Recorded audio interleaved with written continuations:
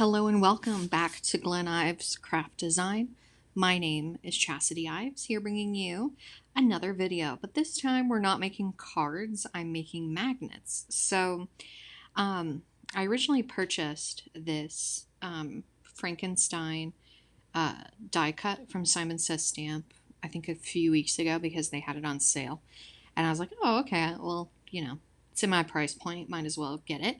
So I got it, and then I sat on it for a day or two, and I was like, well, what am I going to do with this?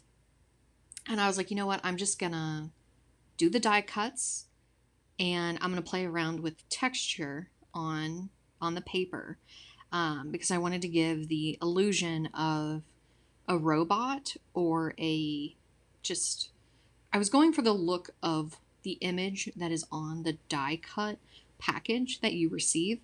So I did that by getting an embossing folder. I believe it's like a tweed or a 3D embossing folder that essentially I did not make it like tight when I put it through the Sizzix die cutting machine.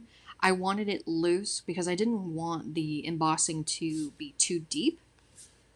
So it's just barely there. And you can see it here, just barely the texture of that embossing folder. So I embossed my paper, and then I took iced spruce, which is like my new favorite color, and just sort of ink blended on all of that paper that I had that I cut down to size. Then I die cut those using the 9 die cuts that are in the package. Then afterwards, to accent it, I took pumice stone and lost shadow and just sort of ink blended on top of those die cuts so that it gave the illusion of shadows and depth and dimension and just that added bit of texture. And I did that a few times, and here I'm just showing I don't have a waffle flower grip mat or any other really grip mat. So I just, for those little pieces, I just let them float around on my craft mat. And then I still wasn't happy with the colors that I was going for. Again, trying to go for that antiques look. So I took some peeled paint as well as walnut stain ink blends so that it just gave the additional dimension of the rust, sort of a rusty looking feeling. Because I was going for a robot of sorts. So then I was looking at the package again, and I wanted the added dimension of the different layers to have different accents. So I took just a brown Sharpie that I had. Why I have a brown Sharpie, I don't know. I've never used brown in my entire life, but I had it on hand. So I took it out, and then I just set my die cut on my craft mat. You can see there I messed up a little bit, but you live and you learn. And did use that brown marker on all the die cuts. Still wasn't too happy with what I had done or what the dimension it gave me. So then I found a gold Sharpie marker that I went around the different die cuts to, again, give that added bit of sparkle to the edges. And I think that really gave me the effect I ultimately wanted, which was the rusty sort of metallic-y Frankenstein of sorts. And so here I am just piecing everything together. And some of these die cuts you can see I did not originally, as you can see here with the hair, I did not put gold on that. Well, after I ended up changing my mind after I assembled everything, I was like, no, that really should be gold. So I added in later.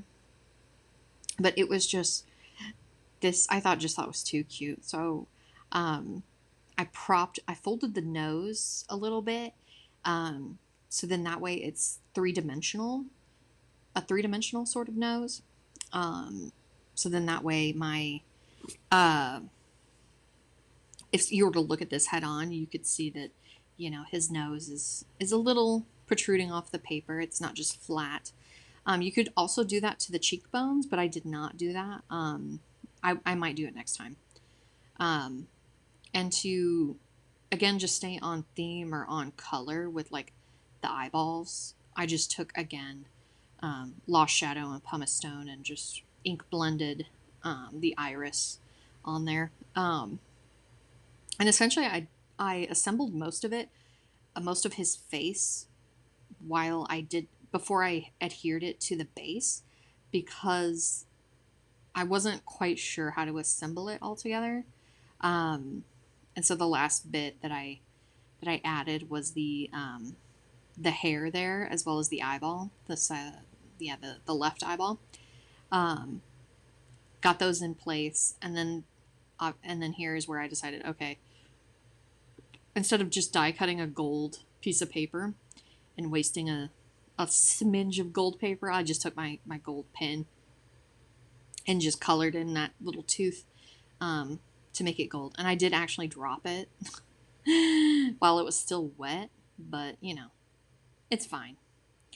And then I bought this 3M magnet strips because I made a few other magnets that I did not film, or maybe I did, I don't remember, and just adhered those to the back. I think it was like $9 for that entire roll. And then that ultimately finished off the magnets that I made. Thank you so much for watching. I'll see you in the next one.